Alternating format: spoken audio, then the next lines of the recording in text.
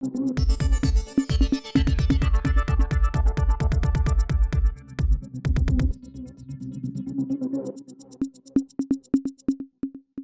Sir. Sir வணக்கம்.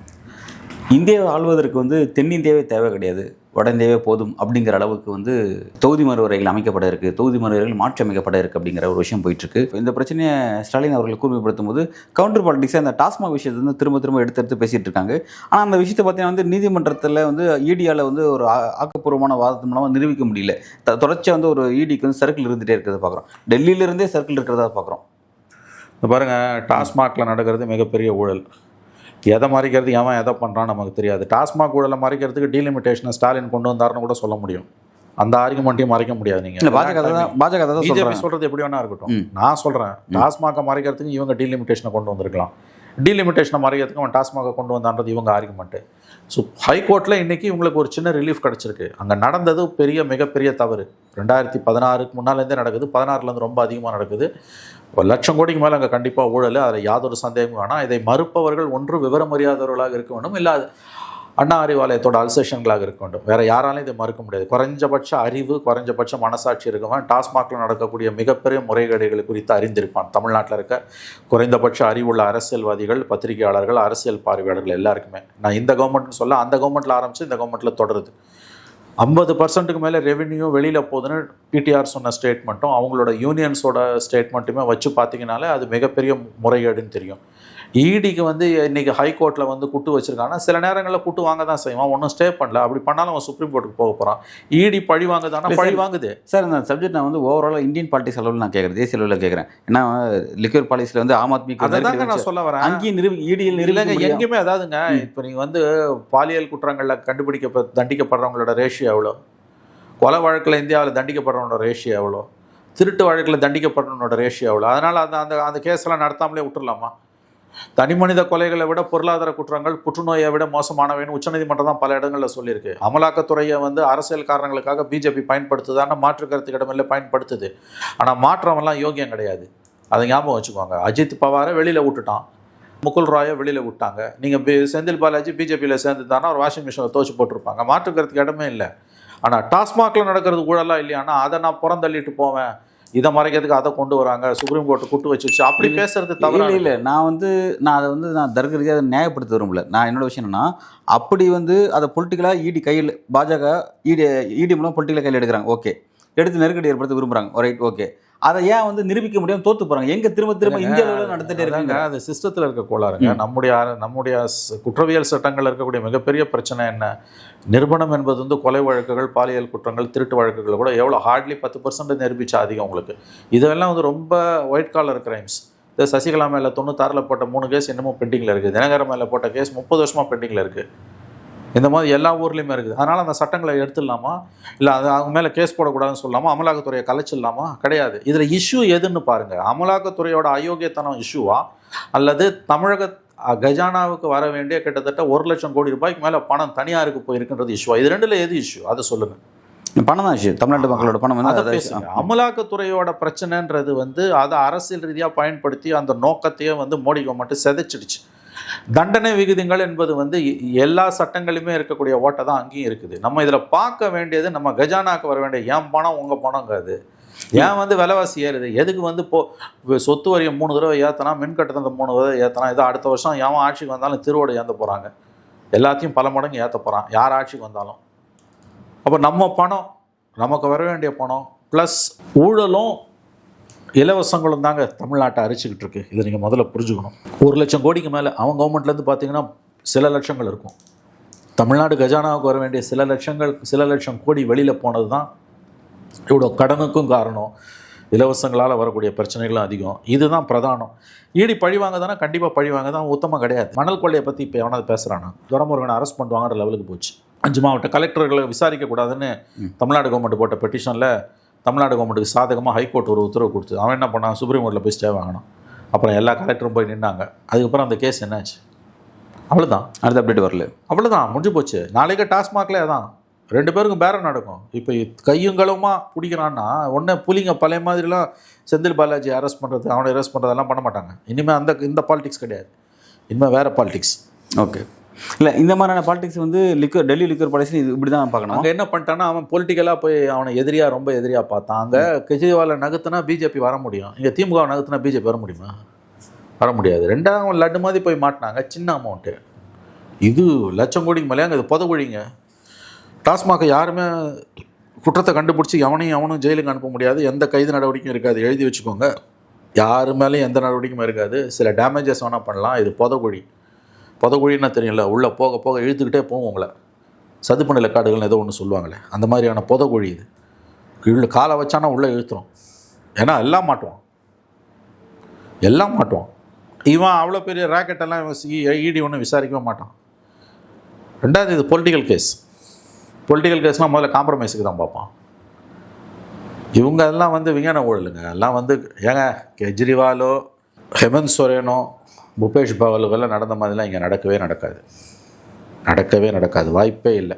அந்த politics இது வேற. இங்கே அதிகாரி தான் மாட்டுவாங்க, அதிகாரியை தாண்டி இங்கே போகாது. ஏன்னா இங்கே இருக்க அரசியல் தலைமை ரொம்ப சாதுரியமானது. சர்க்காரிய கமிஷனோட 75 வந்த ரிப்போர்ட்டே இருக்குது உங்களுக்கு. அது இல்லைன்னு ஆர்கியூ பண்ணுவாங்க, ஆனால் அது உண்மை. விஞ்ஞான ஊழல் இது. இவங்களை நீங்கள் கண்டே பிடிக்க முடியாது, நிரூபிக்க முடியாது. பொலிட்டிக்கல் லீடர்ஷிப் கிட்ட நீங்கள் போக முடியாது. அந்த இடத்துல எப்படி சார் பியூரோக்ராட்ஸ் தோற்று போகிறாங்க? அதாவது நான் இப்படி கேட்குறேன், எப்படி ஒரு விஞ்ஞான ஊழல் ஒன்று செஞ்சு, ஏன்னா பியூரோக்ராட்ஸுங்கிறது அவங்களது, அதாவது அரசியல்வாதியோட நல்லா படிச்சுட்டு அந்த விஷயத்தை நுணுக்கமாக ஆய்வு செஞ்சுட்டு வராங்க இந்த இடத்துக்கு வரவங்க. அவங்களால எப்படி இந்த விஷயத்தில் அதில் யாராவது ஒருத்தர் 2 பேர் மாட்டி தான் தேடுவோம். எல்லாரும் தப்ப முடியாது. ஒருத்தனை பலிகடா வாக்குவாங்க, ஒருத்தனை கண்டிப்பாக பலிகடா வாக்குவாங்க. அவன் தலையெழுத்து அவன் காம்ப்ரமைஸ் பண்ண முடிஞ்சுன்னா அவன் காம்ப்ரமைஸ் பண்ணிட்டு போவான், இல்லைன்னா அவன் மாட்டிப்பான். அது அவன் தலையெழுத்து.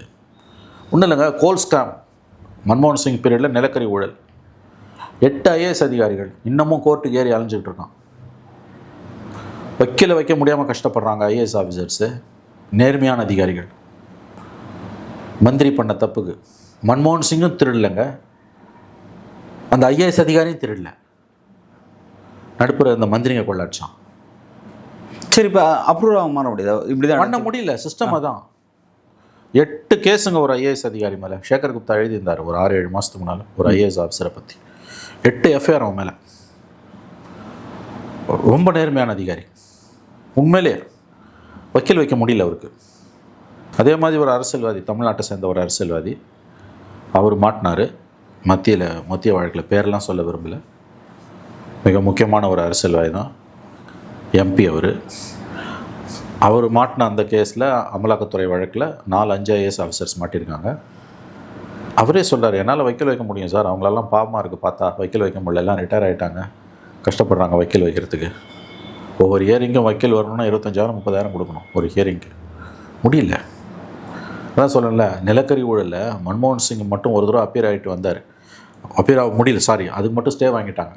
ஏன்னா நல்ல வேலை அப்பீர் ஆனால் ரொம்ப அசிங்கம்னு போராடி கபில் சிபல் தான் ஸ்டே வாங்கி கொடுத்தார். அன்றைக்கி அந்த கேஸ் வரும்போது அவரோட 3 பெண்களும் 3 மகள்களும் கோர்ட்டில் வந்து உட்காந்துருந்தாங்க. பதைத்த நெஞ்சுடன் ஸ்டே வாங்கினாங்க. சாகும்போது அவர் குற்றம் சாட்டப்பட்டவர். மன்மோகன் சிங் சாகும்போது குற்றம் சாட்டப்பட்ட நபர் அந்த நிலக்கரி ஊழலில். ஆனால் அவர் திருடல, ₹1 அவர் எடுக்கல. உண்மையிலேயே அவர் ₹1 எடுக்கல. அவர் டிபார்ட்மெண்ட்டுக்கு கீழே அந்த அதிகாரிகளும் ஒரு 8 பேர் அனுப்ப மாட்டிருக்கான், அவனும் எடுக்கல. நடுப்புற இந்த மந்திரிங்க சாப்பிட்டாங்க. இதுதான் உங்கள் சிஸ்டம், புரியுதா? இதெல்லாம் டாஸ்மாகலாம் நிரூபிக்கிறதே கஷ்டம். புதகுழி அது. பேரை டேமேஜ் பண்ணலாம்.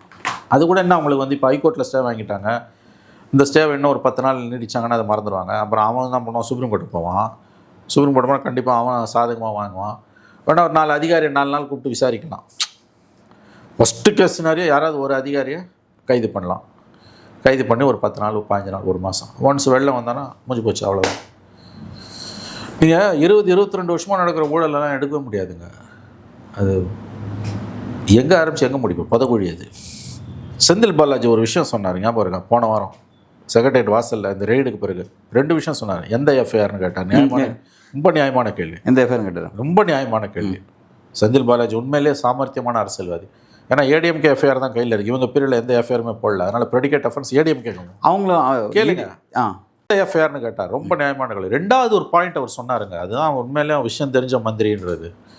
என்னதான் இருந்தாலும் அவன் விஷயத்தாரி, புத்தி கூர்மை உண்டு செந்தில் பாலாஜிக்கு. அவர் சொன்னார், கேட்டார். அவர் சொல்கிறார் ஒரு கேள்விக்கு, அதிமுக பீரியடில் என்ன நடைமுறை பின்பற்றப்பட்டதோ அதே நடைமுறையில் தான் இப்பொழுதும் பின்பற்றப்படுது. அவங்க கொள்ளடிச்சா நானும் கொள்ளடிக்கிறேன், அவ்வளோதான். இந்த ஒரு பால்ல ஏடிஎம்கே ஆப்சென்ட். டாஸ்மாக் பற்றி ஏடிஎம்கே பேசுகிறான், பேசல. எப்படி பேசுவான்? அந்த டாஸ்மாக் 100 கோடி ரூபாய் டிரான்ஸ்போர்ட் ஊழல்னு ஒன்று சொல்கிறான். அதில் முக்கியமான நபர் தங்கமணிக்கு ரைட் ஹேண்டு. நீங்கள் தங்கமணி தங்க தினேசை பாராட்டி பேசின்னு இருக்காரு. டேஷோட குடுமி சும்மா ஆடாதுன்னுவாங்கல்ல, டேஷ் குடுமி சும்மா ஆடாதுன்னுவாங்க. தங்க தினேசை பாராட்ட வேண்டிய அவசியம் உனக்கு என்ன வந்தது? நீ இன்றைக்கி மந்திரி இல்லை, நீங்கள் வச்சிருந்த டிபார்ட்மெண்ட்டு காமதேனு, இன்றைக்கி சும்மா பாராட்டுவியா நீ? அதான் சிஸ்டம், அதான் 100 பாலிடிக்ஸ் நடந்துட்டு இருக்கு. அவ்வளோதான். இது ஒன்றும் ஆகாது. நான் சொல்லினேன், டாஸ்மாக் ஒன்றும் ஆகாது. இது இப்படியே அந்த அடுத்த வாரம் திங்கக்கிழமை வருது, இன்னும் ஸ்டே 10 நாள் தள்ளி போட்டான்னு வச்சுங்க, கொஞ்சம் மறந்துடுவீங்க. இன்னும் 10 நாள் போட்டால் இவன் சுப்ரீம் கோர்ட்டுக்கு போவான். இல்லை இப்போ பொலிட்டிக்கல் சுப்ரீம் கோர்ட்டுக்கு போய் வந்தாலும் ஒன்றும் பிரயோஜனம் இல்லை. இல்லை ஓகே சார், இப்போ இந்த பாலிடிக்ஸ்லாம் தமிழ்நாடு பாஜகவும் தெரியும். அண்ணாமலை ரொம்ப உதிச்சிட்டு இருக்காரு. இது ட்ரம்ப் கார்டை எடுத்துக்கிட்டு அதெல்லாம் ஒன்றும் ட்ரம்ப் கார்டு கிடையாது, ஒரு வெங்காயமும் கிடையாது. அண்ணாமலை தான் திமுகவை காப்பாற்றுறது. நாளைக்கு ஒரு திமுக நெருக்கடி வருதுன்னா அண்ணாமலை ஏடா கூட எதாவது பண்ணி இதை மாற்றி விட்ருவார். அண்ணாமலை தான் திமுகவோட ஆபத் பாண்டவன். உண்மையிலேயே அண்ணாமலை திமுகவோட பி டீம் யாருன்னா அண்ணாமலை தான். சரி, எப்படி சார் சவுக்கால் அடிச்சுக்கணும்? அண்ணா யூனிவர்சிட்டி அந்த பொண்ணு கேஸில் யார் அந்த சார்னு எல்லாரும் விவாதிக்கும் போது சவுக்கால் அடிச்சுக்கின்னு அந்த டைவெர்ட் பண்ணி அட்டென்ஷனே சவுக்கால் அடிச்சுக்கிறது சரியா தப்பான்னு விவாதத்தையே திருப்பி விட்டது யார்? அண்ணாமலை. அதே மாதிரி டிஎம்கே ஃபைல் ஆகும்னு போய்ட்டு இன்றைக்கி என்னாச்சு? எல்லாம் பொது வெளியில் இருக்க விஷயம். அவன் எலெக்ஷனில் நிற்கும் போது எம்எல்ஏ எம்பி எலெக்ஷனில் கொடுத்த அஃபிடவிட்டை ஆன்லைன்லேருந்து உருவி எடுத்துன்னு வந்து பொது வெளியில் இருக்கிற விஷயத்தை வச்சு நீ அப்படியே நீ கண்டுபிடிச்ச மாதிரி போட்ட. இவ்வளோ பெரிய பொட்டி எடுத்து போய் கவர்னர்கிட்ட கொடுத்தீங்க. ஒரு சிப்பில் கொடுக்கலாம். என்ன இருந்தது பொட்டிக்குள்ள? ஒவ்வொரு பிரச்சனை வரும்போதும் தசை திருப்புறது அண்ணாமலை தான். நாளைக்கு திமுக ஏதாவது ஒரு பெரிய நெருக்கடியாக அண்ணாமலை எதனா ஏடா உடம்பா செய்வார், அப்படியே டைவெர்ட் ஆகிடும். சார், இப்போ இதே தெரிஞ்சு செய்கிறார் தெரியாமல் செய்கிறார் ஒரு விஷயம் பேச வேண்டியது. தெரியாமலாம் ஒன்றும் செய்யல. ஐபிஎஸ் ஆஃபீஸர் விஷயம் தெரிஞ்சவர் தெரியாமலாம் தெரிஞ்சு தான் செய்கிறார். இந்த அரசியல் எப்படி டெல்லி பாஜக எப்படி? அவனுக்கு இதை பற்றி கவலை கிடையாதுங்க. அது கடை கட்டு போட்டு விட்டான். ஒரு கட்டத்தில் பிடிச்சி இழுப்பான், அதுக்குள்ளே எங்கள் நாசமாக போய் என்ன பண்ணாலும் கட்சி வளர மாட்டேங்குது. சரி, அண்ணாமலை கொஞ்சம் பேசுகிறாரு, கொஞ்சம் அது ஒன்று இருக்குல்ல. அண்ணாமலை 4 மாதம் டெல்லி போயிருந்தப்போ எங்கள் பிஜேபி பற்றி எவனாவது பேசுகிறான்? அவர் பிஜேபி டிஎம்கேவோட பி டீமோ ஏ டீமோ சி டீமோ. அண்ணாமலை இல்லாதப்போ எங்கள் பிஜேபி பற்றி யாருமே பேசவே இல்லையா? இப்போ பிஜேபி பற்றி அண்ணாமலை இருக்கும்போது பேசுகிறாங்கல்ல. ஒரு டாக் ஆஃப் த டவுனாக வச்சுருக்காருல்ல. நல்லதாக கெட்டதாக அண்ணாமலை எல்லாம் பேசுகிறாள். அதுதான் அவன் கேட்குறான். மற்றபடி கட்சிங்க ஒன்றும் வளராது. அதில் சாட்டிஸ்ஃபேக்ஷன் ஆகிடலாம், அது போதும் அப்படின்ற. அவனுக்கு என்னங்க என்ன பண்ணாலும் கட்சி வளரலைங்க. தமிழ்நாடு அவன் ரேடார்லே இல்லைங்க. தமிழ்நாடு சில நேரங்கள் ரேடார்ல இல்லைங்கிறீங்க, சில நேரம் தமிழ்நாடு எப்படியே பிடிச்சி ஆகணும். இல்லை, அது லாங் டேர்ம் முயற்சி பண்ணிட்டே இருக்காங்க சார். Long term sir. அது ரெண்டி போட்டு குழப்பிக்காதீங்க. தமிழ்நாடு அவனோட இமீடியட் ப்ரையாரிட்டியில் கிடையவே கிடையாது. அவனு லாங் டேர்மில் வேலை செய்வாங்க. இப்போதைக்கெல்லாம் 2 விஷயம் அன்பு. ஒன்று லாங் டேர்ம் ப்ரையாரிட்டி, இன்னொன்று ஷார்ட் டேர்ம் ப்ரையாரிட்டி. லாங் டேர்மில் அவன் பார்வையை வச்சுக்கிட்டு தான் இருக்கான், ஒன்றும் பண்ண முடியல அவனால். ஷார்ட் டேர்மில் அவன் ரேடார்லேயே நம்ம கிடையாது. கடை கட்டும்போது தண்ணி தெளிச்சு விட்டான். எல்லாம் அமித்ஷா மோடிக்கெலாம் ரொம்ப துல்லியமாக தெரியும் 26 இங்கே ஒன்றும் ஆக போகிறது இல்லைன்னு. வேறு அதிசயம் நிகழ்ந்தாலும் கூட்டணிகள் ரொம்ப முயற்சி பண்ணிட்டு இருக்காங்க சார். ஏடிஎம்கே ஒரு ஃபைட் கொடுக்கலாம், ஆட்சி மாற்றத்தை உருவாக்குறது கஷ்டம். ஒரு ஃபைட் கொடுக்கலாம், ஒரு டஃப் ஃபைட் கொடுக்கலாம். கவர்மெண்ட்டே மாத்திர அளவுக்குலாம் வாய்ப்பு குறைவு தான் படுது. அந்த முயற்சியில் இறங்கவே இல்லையா? இறங்கி பார்க்கவே இல்லையா அந்த முயற்சிகள்? எதுக்கு இறங்கணும்? இறங்கினாலும் அது டேஷாக தான் போகுது. ஒரு வருஷம் இருக்குது. ஒரு பப்பட் கவர்மெண்ட் ஏடிஎம் லாஸ்ட் இல்லை, அது இன்னும் 1 இயர் இருக்குது. அது எதனா செஞ்சு பார்ப்பாங்க, எதனா பண்ணி ஒட்டு போட பார்ப்பான், ஒட்டு போட்ட துணியை உருவாக்க பார்ப்பாங்க. பெரிய அளவில் அவங்களுக்கு ஹோப்ஸ் இருக்காது தமிழ்நாட்டு மேலே. திரும்பவும் சொல்கிறேன், தமிழ்நாடு அவன் ரேடாரில் இல்லை. தமிழ்நாடு அவன் ப்ரையாரிட்டியே கிடையாது. திருப்பரங்குன்றம் இந்த மாதிரி சின்ன சின்ன விஷயங்கள்லாம் கூட டச் பண்ண அப்போ மேட்ருங்க. அதெல்லாம் இந்த மாதிரி சின்ன சின்ன பின்பிரிக்ஸ் கொடுக்கலாம், சின்ன விஷயம். இதெல்லாம் ஒரு மேட்ரு. அவனுக்கு திருப்பரங்குன்றம், இதே திருப்பரங்குன்றம் கர்நாடகாவில் இருந்துன்னா 10 பேர் செத்துருப்பான், 3 நாள் ஊரடங்கு உத்தரவு போட்டிருப்போம். இதே திருப்பரங்குன்றம் கர்நாடகாவில் நடந்துருந்ததுன்னா அந்த கட்சியால் அதை எக்ஸ்ப்ளாய்ட் பண்ண முடியும். இங்கே அது பண்ணவும் முடியாது. கட்டத்தை செய்கிறதுக்கு கூட ஒரு திறமை வேணும். அந்த திறமையும் பாஜகவுக்கு கிடையாது தமிழ்நாடை பொறுத்த வரைக்கும். புரியுதா? அண்ணாமலையை வச்சு ஏதோ ட்ரை பண்ணாங்க, அது ஒர்க் அவுட் ஆக மாட்டேது. எல்லாம் ராங் ஸ்ட்ராட்டஜியாகவே போதும் அவங்களுக்கு. அப்போ அவரே மாற்றவும் மாட்டேங்கிறாங்க, அப்படியே வச்சுக்கிறாங்க. மாற்றுறது இதோட மோசமாக இருக்கும். அட்லீஸ்ட் நல்ல இப்போ ஆக்ஸ்போர்டு போயிருந்தப்போ இங்கே யாருமே பேசவே இல்லையா? எல்லாம் சைலண்ட்டாக இருந்தாங்கல்ல. அண்ணாமலை வந்தோன்னா எதனா ஒன்று தடாலடியாக பண்ணியிருக்காருல்ல. சார், டெல்லியில் மோடியே சென்ட்ரிக்கே பாஜக மாறிச்சு, தமிழ்நாடு அண்ணாமலை சென்ட்ரிக்கே பாஜக மாறிடுச்சு, அவ்வளோதானா? அப்படிலாம் இல்லை. அண்ணாமலை இருக்க வரைக்கும் ஏதோ ஒரு பேச்சாவது வருது, மற்றவங்க இருந்தாலும் அது கூட வராது. தமிழ்நாடு அவங்களுக்கு பிடிக்க கிரிப்பே கிடைக்க மாட்டேது.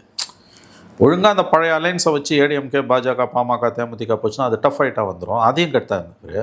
எடப்பாடியை பற்றி இடகுடமாக பேசி அதையும் ஒழிச்சாரு. நல்லா இருந்ததையும் ஒழிச்சிட்டு போயாச்சு, இருக்கிறதையும் ஒழிச்சிட்டு புதுசாக எதுவும் வரலன்னா என்ன அர்த்தம் உங்களுக்கு? எக்ஸிஸ்டிங்காக ஒன்று இருக்குன்னா வேறு ஏதாவது ஆல்டர்னேட்டிவ் வரணும். ஆல்டர்னேட்டிவ் இல்லாமல் இருக்குதையும் முடிச்சுட்டு புதுசாகவும் எதுவும் இல்லைன்னா எப்படி இருந்தாலும் கட்சி வளர போகிறது இல்லைங்க.